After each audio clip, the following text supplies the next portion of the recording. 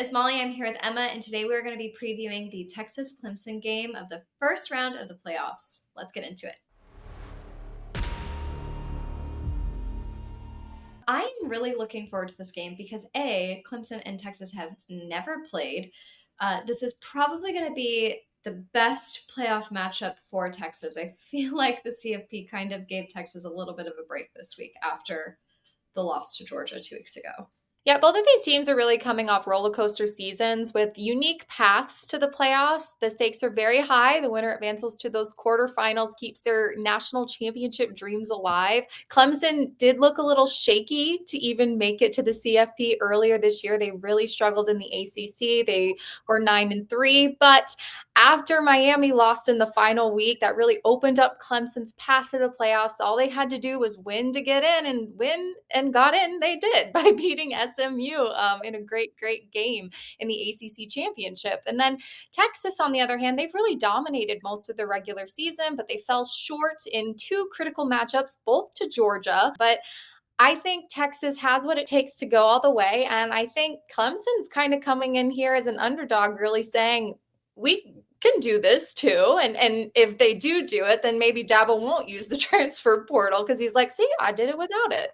You're going to love me for saying this, but I'm still a little confused as to how Clemson is in the playoffs, but not Bama. Is this just still, I can't seem to wrap my brain around it just because like Bama is like they're Bama. I mean, come on. Everybody knew what they had to do to make it to the playoffs this year. They knew if you won your conference championship, you're in the playoffs. And that's what Clemson did. So good for Clemson. SMU is the one I have a little bit more trouble with, but the way they lost, I understand it for sure. But I'm not loving this current model of the 12-team playoffs. I think there's going to be a lot of changes, but they won, so they got in. So good for them. I do think when we're looking at the playoff brackets, I think Texas does have a easier route to the national championship than other teams. And especially looking at this first game, I mean, not to say anything bad. I'm just saying that they are favored by over 11 points. It's a big favor. This also could be historically terrible for Texas if they lost. Like, let's just talk about that. This is the very first time they're ever playing Clemson in history. So I do think it's important that they come in and they win. I'm a little nervous just coming off this loss from Georgia. Is Ewers going to be back to his 100% self? Is he healthy? Is he happy? Is he thriving in this this environment here? That is really stressing me out just going into the playoffs of if Ewers is going to be the player that we have seen here and there throughout the season, just because the offense has been such a touch and go subject with Texas. Yeah, my worries for Ewers is when we had LC on from Inside Texas, he even alluded to the fact that, Ewers kind of messes up in these big games on these big stages. He's very inconsistent when we know him to be a very, very solid quarterback. They will be at home, which is always nice. They'll have that Longhorn crowd rooting them on, but that's my worry is can Ewers really show up in these moments? I think Cade Klubnik's kind of the same way. I think with Cade, when he kind of does his own thing, deviates from the path, that's when mistakes can happen. But he's from Austin. He returns to face a team he grew up watching. He's been great this year. He's had 3,761 total yards, 40 total touchdowns this season. He's known for his clutch performance and leadership under pressure, whereas I feel like Quinn Ewers tends to be the guiding force in this team, in this Texas team, but he's not great under pressure. He gets shaky in the pocket. He's bad at reading defenses sometimes, or he gets a little skittish, and you have to make those decisions and make them strong to be competitive in these big moments, in these big games. So that is the worry for me with Ewers. Yeah. And Emma, we were talking about this earlier. This is such an interesting game too, because this is a rematch for Quinn Ewers. The quarterbacks here, Cade and Ewers, they played each other during high school. I believe it was a state championship, is what we were saying. Yeah, it was a state championship, and Ewers actually lost. So I'm really looking forward to this. Maybe he comes out of the gate blazing. That would be awesome. And let's be honest, if Cade truly grew up in Austin, he's probably a Longhorn fan. Like, let's be Yeah. real. Anybody that grows up in Texas, 98% of the time is going to be a Texas fan. So I'm really looking forward to seeing this rematch. I'm looking forward to seeing how Ewers is playing this first game. I think this first game is kind of going to tell us a little bit more about the rest of the playoffs for them. And also, not just Ewers, but our entire offensive line here. Like, how are we doing as a team? Because it wasn't, let's be honest, it wasn't just Ewers' fault with the Georgia Bulldogs game.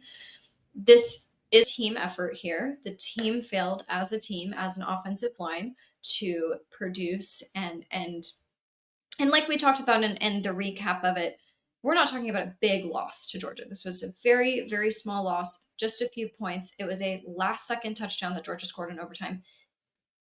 Any other team, I probably wouldn't be having this much of a problem with this. I think it was such a big game. And I'm nervous going into the playoffs. I'm excited to see what yours brings out. I'm excited to see what the team brings out. And honestly, I'm excited to see Texas defense. The defense never fails. They are consistent through and through. And I think they are going to crush Clemson.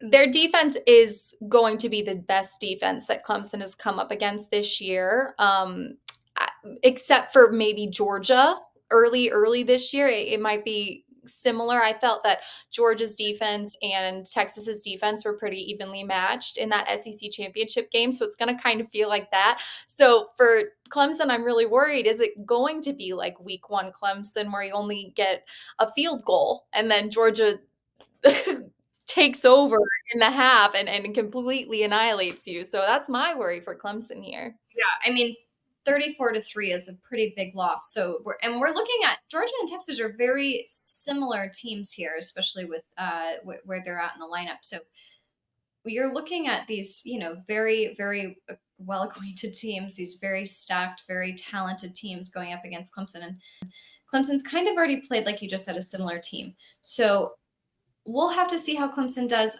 I don't have full faith. Obviously, I'm a Texas fan, so I'm just a little biased here. But I also am looking at the facts. And the facts are saying I don't think Clemson is going to have a good game. However, you never know. Maybe a little bit of spite coming up from that high school rivalry will be there. Maybe a little bit of drama on the sideline. I'm looking forward to it. I'm definitely going to pour myself a gluten-free beer and enjoy the game on Saturday. Yeah. Well, I don't want to like harp on Clemson too much. They do have strengths. Cade Klubnik, especially when he's on, he has that dual threat ability. It really keeps defenses on edge. So that could really shake up something for Texas here is Cade's dual threat ability. They also have a high turnover margin. They rank 5th nationally. They also have explosive play potential with wide receiver Bryant Wesco, who leads the charge for this team. They just struggle defending the run, which with Weissner for Texas, I think this is going to be a long night because he is a key offensive weapon for this Texas team. He averages over 170 rush yards in his last 2 regular season games. So they need a bounce back performance from him after being pretty contained in that SEC championship game. So I'm kind of excited to see how those 2 elements really match up here for these teams. Same. I think it's going to be a great game. I think, like I said, the SEC is a little weird, and obviously these teams are kind of crazy. I think college football in general is a little weird when you look at how the CFP has brought people in and like the weird rules, like we were talking about at the beginning of the episode. I'm interested to see how these 2 teams align. I think they're drastically different in a way. And so it's going to be a good game. I'm excited to see what Clemson has to bring. I am a little bit too biased when it comes to Texas. I could be absolutely. I'm just calling it right now. I'm gonna call it a 21-7. That's what I'm gonna go ahead and call it. I think it's gonna be a 21-7.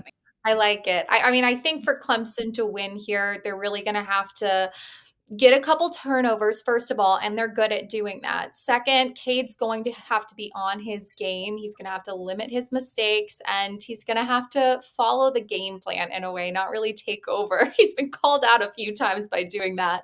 Also, wide receiver Bryant Wesco, he's Tigers' big play receiver with 9 catches for over 30 yards this season. He's had a standout performance in the ACC Championship with 2 long touchdown receptions. So if he can get going with Cade Klubnik, I think they can really get stuff done here. And also their defensive end, TJ Parker, he's a sophomore pass rusher with 19 tackles for a loss, one of the most disruptive players in the ACC. Now, will the ACC stack up with the SEC?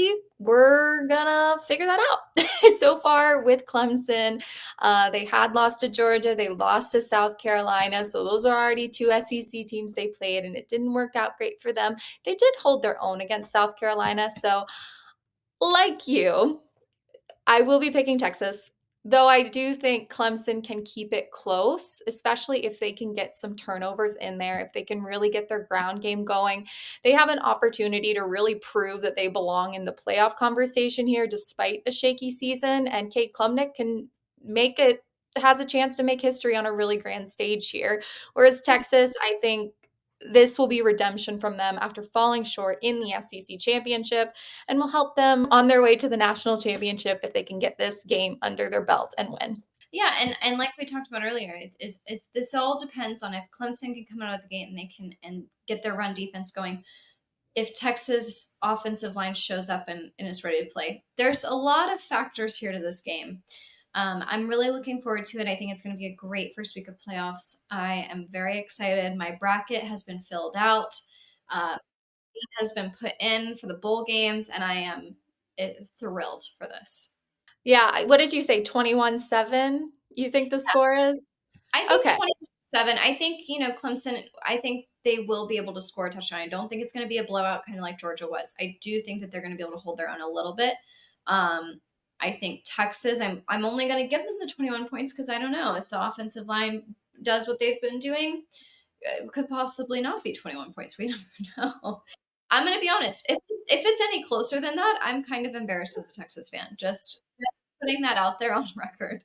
If it's any closer than a 14-point gap, I might actually be a little embarrassed. Yeah. Well, I'm going closer than a 14-point gap. I'd probably say 24-14 would be my guess. A little bit closer, giving Clemson a little bit of benefit of the doubt. They do have Dabo Sweeney, who's been in these big moments before, who really knows how to anchor his team in these moments. So I think they'll put more points on the board, but I am picking Texas at the end of the day. I think this will be a good game. It's Battle of the Oranges. I will say I think the Texas orange is more appealing to the eye than the Clemson neon traffic cone orange.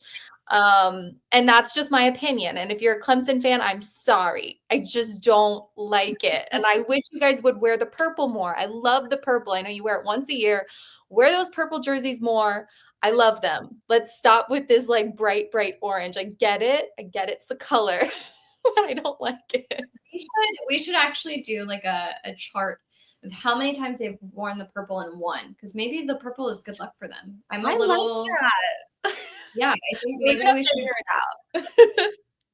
I'll have to call Georgia and have her make a chart for us because she's good Yeah. at that. But We'll make a yeah, chart, and then when we review this episode, we're gonna put that chart up of how many times you won in purple. It's not an exact science, so don't blame us if it's not 100% correct, but we're gonna try. hey, And then we're gonna facts tell are you if you facts. should have worn purple or not. Yeah, facts are facts. If they've won 9 out of the 10 games they've worn purple in, I'm just saying I think purple might be their color. So Yeah, and we'll do percentages too, because I know they play more in orange. We'll do real math here, and we'll get something going. real math, however you want to call it. We're gonna math this week. Well, thank you guys so much. Of course, Blythe, our Clemson girl, is going to talk about this game a little bit later this week, but we've been really happy to preview it. I want to hear what you guys think. Who's going to win in this matchup between Texas and Clemson? Do you like the Clemson orange, or which orange do you like better? Let us know in the comments below, and we will see you next time.